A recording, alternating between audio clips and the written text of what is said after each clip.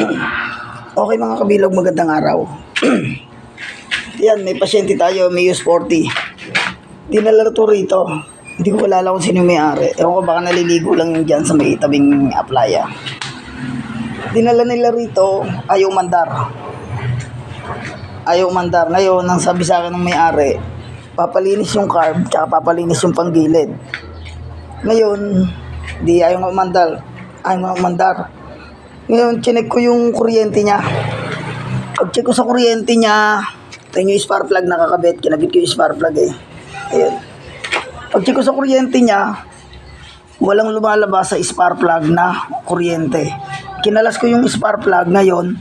Kinalas ko tong cap spark plug. Kinalas ko. Nung kinalas ko tong cap spark plug, may nalabas na kuryente rito.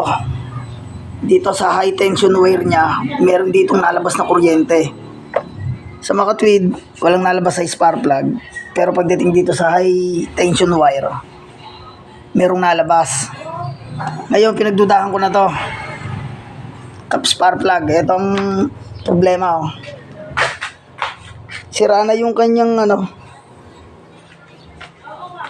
Naku, hindi malang makikita. Ayun. Baka makita. Ayun oh. Sira na yung kanyang yung iipit sa kuntil ng spark plug, sa ulo ng spark plug, sira na. Ayun oh. Basag na yung elambre niya, yung pinaka-iipit doon sa tuktok ng spark plug. Ano na, basag na oh. Basag na siya oh. Hirap din makita. Ayan oh. Yan. Basag na siya oh. Basag, tapos yung kuntil na yung iipit, wala na, kinalawang na. Wala na siyang iipit doon sa tuktok ng spark plug. Kaya ngayon, bibilan natin to kasi to sira na talaga, medyo basag na rin talaga, yun oh, basag na. Bibili tayo ng cap spark plug.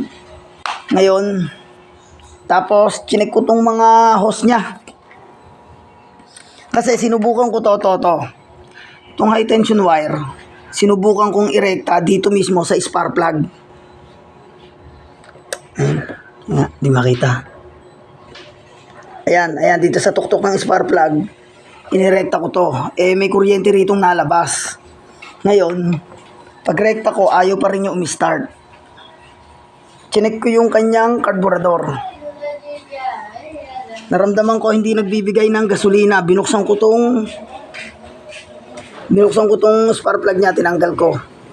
Wala man lang amoy na gasolina o bahid ng gasolina. Tinadyakan ko nang nakakabit to sa spark plug. May nalabas na sa spark plug. Pero ayaw pa rin yung start. Ngayon, eto, pag-check ko kanina rito, dito sa hose na to, papunta dito sa intake manifold. Ito yung manifold niya, di ba? Yan, ito yung manifold. Ngayon, ito yung hose. Itong hose na to, ayan o, papunta to rito sa hose na to. Yan, dito.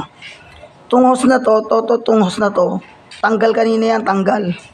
Ngayon, wala nga papasok na gasolina dyan. Pagka itong hose na to, hindi nakaruktong dito sa hose na to. Kasi ito yung nagsisilbing bomba. Ito yung bomba to para magbigay ng gasolina dito sa karburador, sa carb niya. Kasi once na bumaba yung piston at umangat, tutulak siya ng hangin papunta rito. Dito sa karutong house na to, tutulak siya ng hangin papunta rito sa bombang to. Ayan, may bomba yan dito. Pag binugahan siya ng hangin, itong nasa babang to, yung nasa babang yan, ito yung karuktong. To. Ngayon, yung nasa babang yan, pag angat ng piston, bubuga ng hangin to dito sa bomba. Bomba to eh.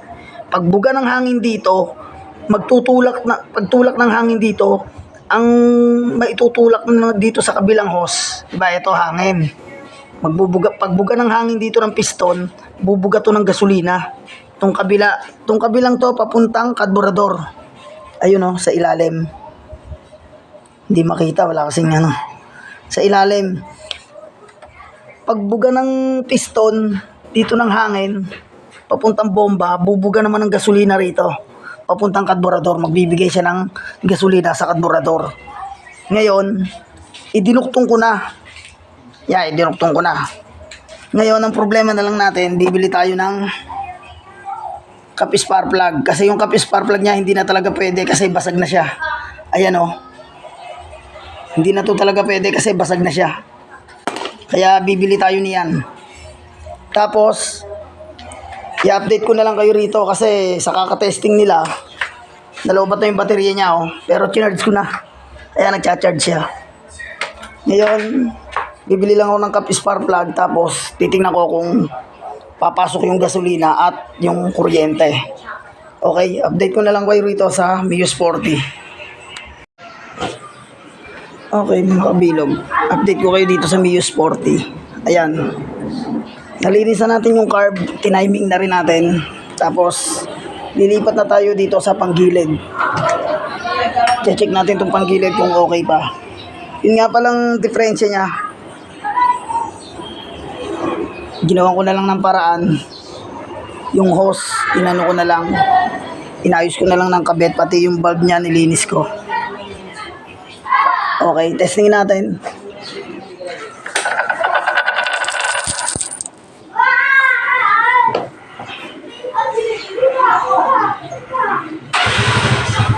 One click po.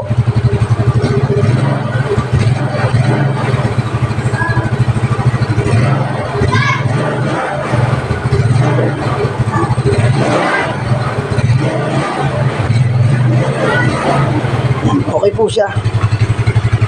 Okay na po yung kanyang idling.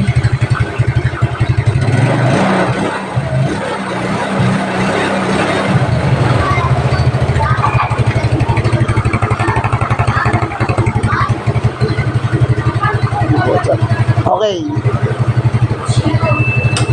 Goods na. Lipat na lang tayo dito sa panggilid. Pinapacheck sa akin ng may-ari yung panggilid kung okay. Kaya update ko na lang kayo dito sa panggilid. Okay mga kabilog, update ko kayo rito sa Mio Sporty. Tulad nga ng sinabi ko, dito na to sa panggilid. Ito yung napansin ko sa panggilid niya. Ayan, tama naman, bago to, bago. Ayan, mga bago naman yung panggilid niya. Ayan, okay naman siya. Tapos, ang napansin ko lang dito, bingkong tong clutch bell. Bingkong na. Kaya pala kahit naka-minor, naabante tong gulong. Bingkong na yung ano. Ito. Check natin ha. Teka.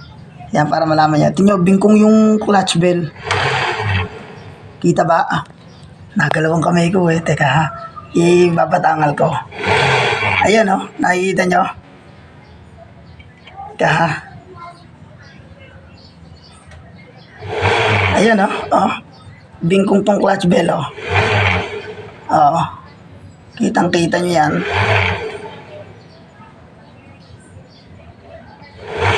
Oh. Papapalitan ko na po itong clutch bell. O, bingkong o. Tirmi natin. Nangangatog kami ko. O, ang lakas ng ano o. O. Okay. Sabihin ko na lang sa may-ari na bingkong yung clutch bell. Kailangan nating palitan. Okay, update ko na lang kayo. Okay, mga kabilog. Ayan. Update ko sa Mio Sporty ito. Nalinis na natin yung carb. Nalinis na natin ang panggilid. Ngayon, ang problema na lang, pinalitan ko nga pala siya ng ano, choke cable. Kasi sa umaga, mahirap to paanda rin. Mahirap paanda rin to sa umaga, kaya nilagyan ko ng choke cable. Napalitan na kasi block nito, hindi ko lang masabi ng totally kung ang block nito ay malaki o stock ang ipinalit nila. Kasi pag ginagamit nila, okay. Tapos pag ipinarking na nila, pag sa tuwing umaga, pagka umaga, mahirap na siyang pa-startin, hindi na mapa-start. Hanggang sa hindi nila napa-start, dinala nila sa akin na yan. Pinalinis sa akin ng car, pati panggilid. Eh, sa pagsasurvey ko sa kanya, nagkaroon siya ng kulang sa gas. Ngayon, chinek ko yung kung may natulong gas, wala. Nilinis ko yung bomba niya. Itong bomba nilinis ko. bago sinubukan kong tadyakan, dapat pag tinadyakan mo siya, pupuslit yung gasolina papuntang carb. Pero lumabas, nung kinabit ko, ayaw pa rin. Kahit may nalabas na gas, ang ginawa ko, ayun nga, binuhay ko yung choke niya kasi napansin ko sa kanya, yung block niya, iba na.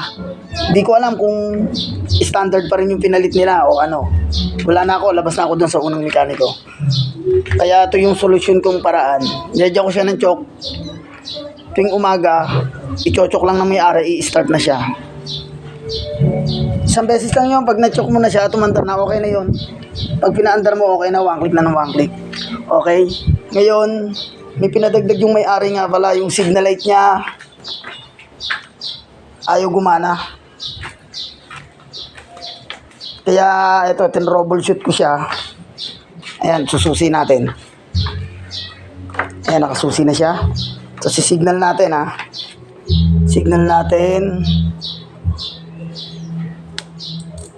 Ayan, oh. Ayan, nakikita nyo doon sa pader na na-blink siya. Pero dito sa kabila,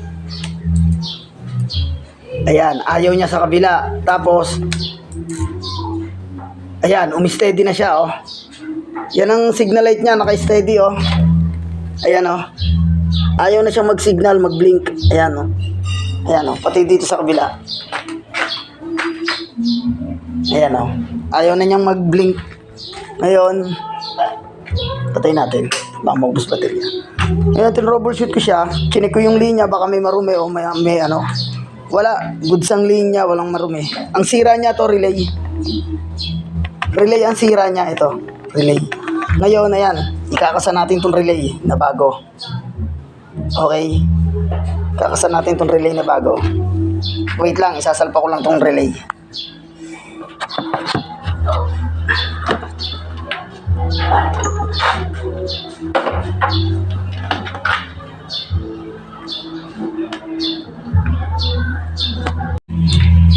Okay guys, ayan. Sinalpak natin itong bagong relay. Itong relay na to ay meron tong buzzer. Merong buzzer siya. Pag sumignal ka, tutunog siya. Ngayon, testing natin. Susi natin. Susi natin. Okay, sisignal ko. Sisignal ko na. Ito na yung ano. Tinotroubleshoot ko kasi kaya nakataob to. Okay. Ayan.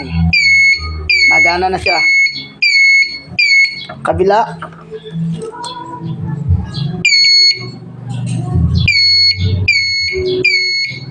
Ayan. Okay, tingnan natin sa likod yung signal doon sa ano. Nakita naman sa gate eh. Ayan oh. Sa likod, ayan ha. Sa kabila. Parang itong button, meron ng ano ah. Ayan oh. Ayan.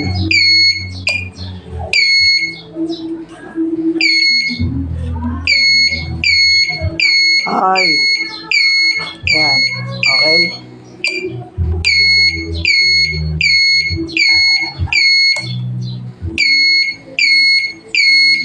Okay.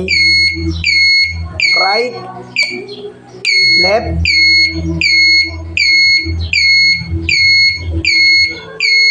Right. Okay. Okay na. Flasher ang sira, flasher. Okay, pinalitan natin ang flasher. Okay, update ko na lang kayo mamaya. Okay mga kabilog, update ko kayo rito. Eto, okay na yung signal light, pakita ulit natin. Susi natin. Ayan. Tapos, signal natin.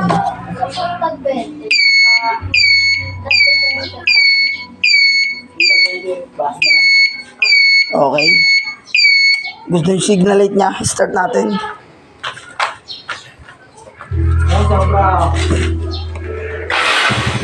Okay, one click.